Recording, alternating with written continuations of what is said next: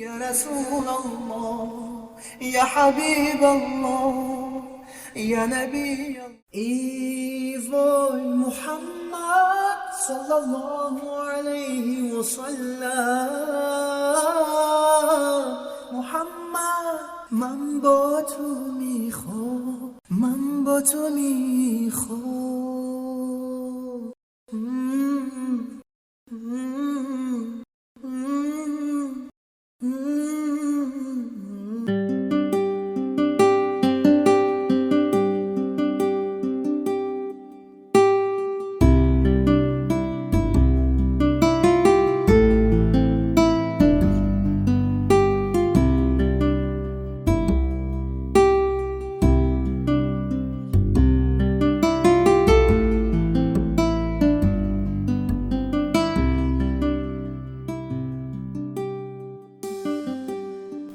Ассаляму алейкум ва рахматуллахи ва баракату, братья и сестры.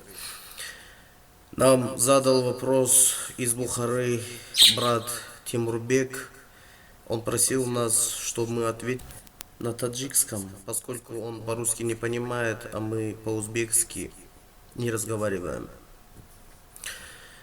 Вот вопрос его был насчет амин после суры Аль-Фатиха. Бародар Тимурджон ва дигар бародарое ки ҳамин савол шуморо дар мушкил мондааст, ё ин ки саволе ҳаст ки шумо ҷавоби аниқашро намедонед.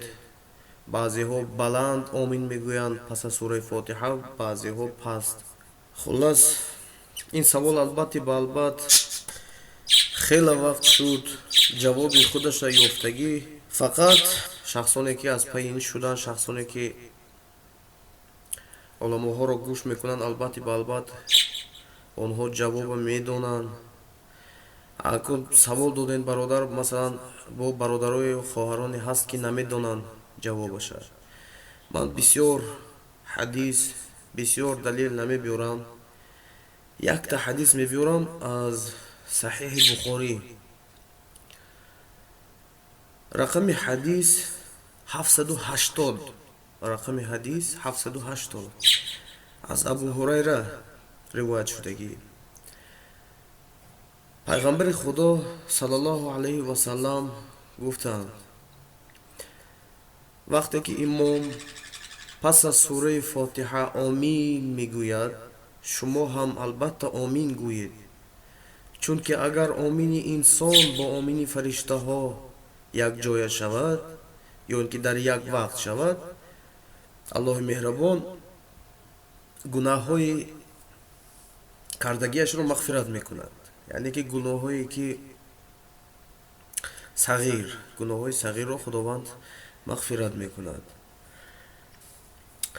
анакнун биёед ҳамин якта ҳадиси саҳеҳ, ягон шубҳа ин ҳадис ба нест. ман аз чанд уламоҳои дигар бопурсидам. аввалаш ки саҳеҳи бухорӣ ҳадиси шубҳанок надорад ва агар дошта бошад ҳам як ё дуто. ман хусусан ҳамин ҳадисро пеш аз сабт кардани овоз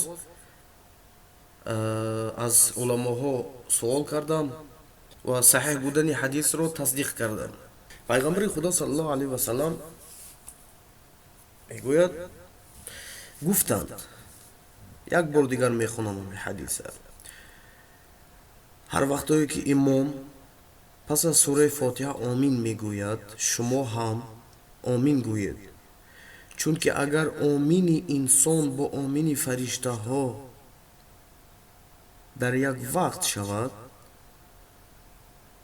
аллоҳ гуноҳҳои кардагиашро мебахшад. яъне гуноҳҳое ки то ҳамун масалан вақта, то ҳамун муддате ки гуноҳҳои сағирае ки кардагӣ, аллоҳи меҳрабон мағфират мекунад. пайғамбари худо саллаллоҳу алайҳи васалам нагуфтед ки омина паст гӯетон ё баланд. ҳадисҳои бисёре ҳаст. баъзеҳо шубҳанок гуфтанд, баъзеҳо заиф гуфтанд. хулас ҳадисҳо ҳаст. пайғамбари худо саллаллоҳу алайҳи васалам як бор гӯё баланд гуфтагӣ, як бор паст гуфтагӣ. Ин ҳадисҳо ҳаст албатта, лекин мақсад гуфтани омин пас аз сураи фотиҳа чӣ баланд бошад, чӣ паст бошад, суннат аст. Пайғамбари худо фармуданд, пайғамбари худо гуфтанд, шумо албатта гӯетон. барои ҳамин чӣ суннат аст, паст чӣ паст гуфтанаш бошад ва чӣ баланд гуфтанаш бошад. имомҳо ба ду фикр омданд, ба ду тақсим шуданд. Яъне имом Шофиъ ва имом Ҳанбал гуфтанд беҳтаринаш оминро баланд бояд гуфт. Абу Ҳанифа ва моликиҳо гуфтанд паст беҳтар. мақсад ин ягон ҷои баҳс надорад, ягон ҷои нофаҳмӣ ҳам надорад. саҳиҳи бухорӣ ҳаст, аз Абу Ҳурайра омадагӣ гуфтани омин суннат аст. Темурҷон бо гуфтанд ки Темурбек имом пеш аз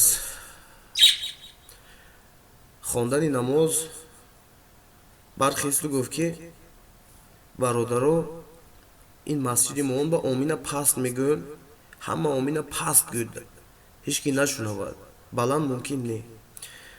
хуш, ман ҳамин ба ҷавоб метиҳам, аз худам ҷавоб наметиҳам. Ман бо уламоҳо шиштам, суол кардам, ҳамин ба ҷавоб ёфтам.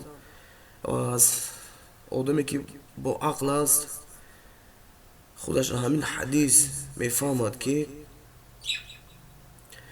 агарчи имом гӯяд омина паст гӯетон ё баланд гӯетон, имом ҳақ надорад ин хелин фармон додан ё манъ кардани ягон суннатҳои Расулуллоҳ саллаллоҳу алайҳи ва саллам.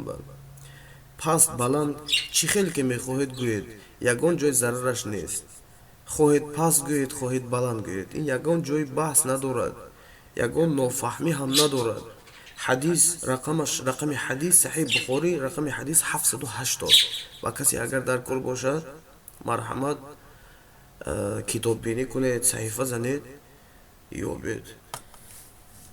Братья и сестры, если будут вопросы, напишите в комментариях, мы обязательно ответим на ваши вопросы.